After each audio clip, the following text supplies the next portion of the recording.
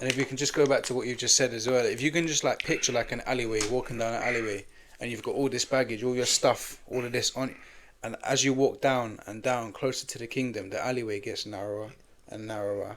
Are you gonna make it with all that baggage? No, You no, gotta drop things off and precisely. you'll make it. That's a great analogy. And the only thing that will make it through that gap will be your rock.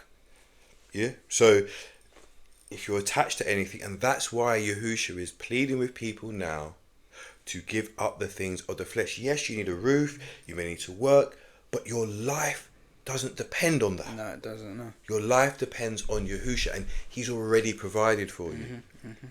So, here we go with that. So here we see, even with that, and also the stake in our life now, it's not a physical stake. What is it?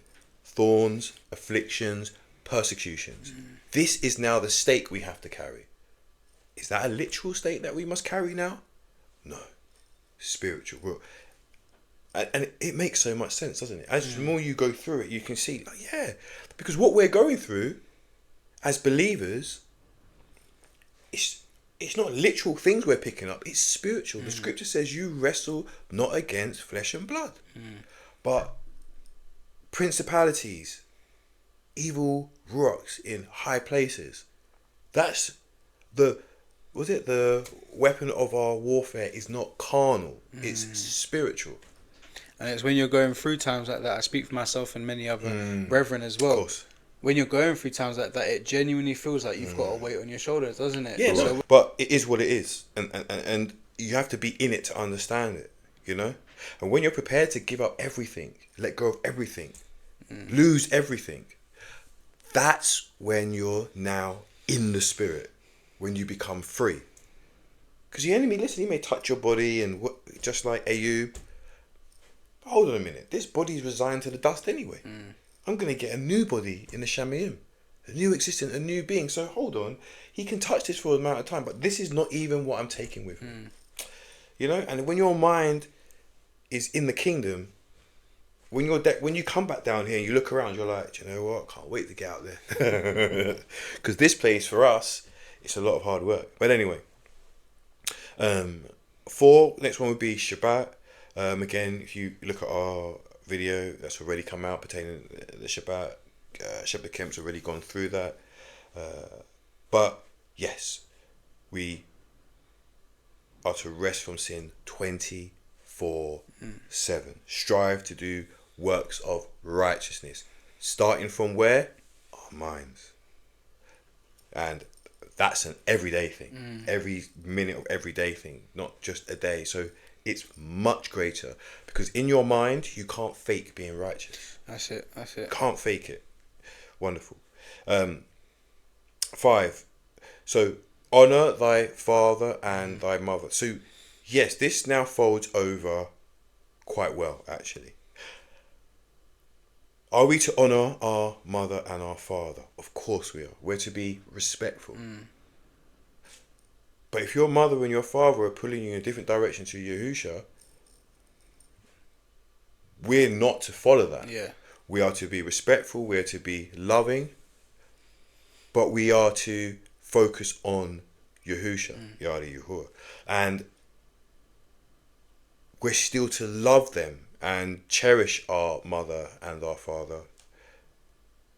But at the end of the day, when it comes down to the things of Yahusha, that's what we have to do. And Yahusha will come into our lives at the right time.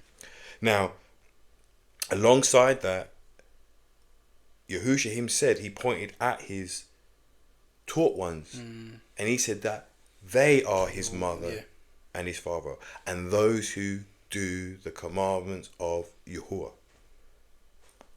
Again, that's which is of the new, right?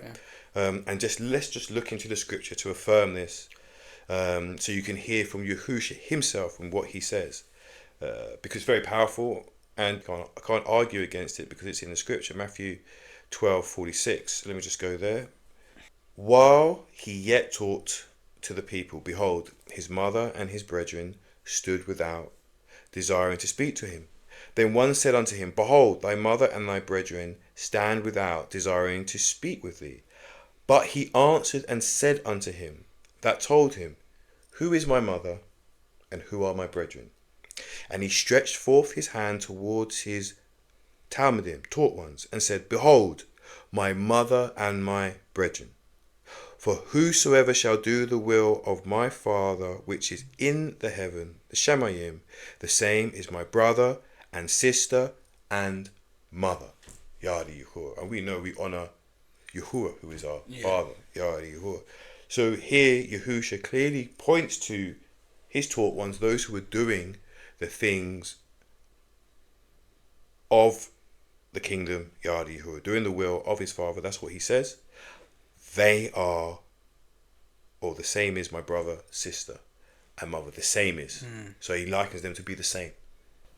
So moving on now, we have a look at number 6, just number 6 on my list, not in any particular order, and it speaks of do not murder.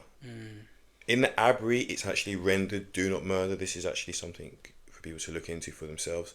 It wasn't kill. Yeah, different things. Yeah, different it was things. murder. So murder is something that's premeditated because you have to kill animals to eat and stuff like that. It was murder out of hate, isn't it? Yeah, it's a different thing. It's do not murder.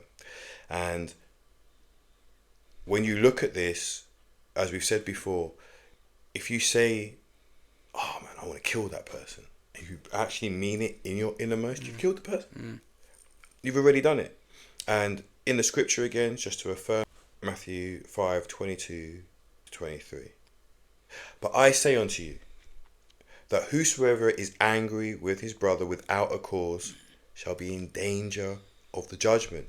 And whosoever shall say to his brother, Raka, shall be in danger of the council. But whosoever shall say, Thou fool, shall be in danger of hellfire. Therefore, if thou bring thy gift to the altar, and there rememberest that thy brother have aught against thee, leave there thy gift before the altar, and go thy way. First be reconciled to thy brother, and then come and offer thy gift.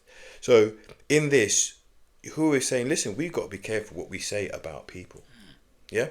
How we speak about them. The words that we say. So, it's not even the action. Like you've literally done something. You've hit somebody. You've murdered somebody. But if you're desiring evil in your heart for somebody, you can be guilty of hellfire. Yada Yahuwah. So is that spiritual? Yeah. Absolutely. It's not even, you don't even have to physically touch somebody to do it. Just to think it. Say it in your mind. Yada Yahuwah. And something so powerful in this, Yahusha says, listen, if you've got aught against your brother or your sister, go and reconcile it. Before you come and bring your gift to the altar. So don't come before, but you've got hatred in your heart or animosity in your heart towards a brother or a sister. You need to go and reconcile that first before you go and bring your gift at the altar.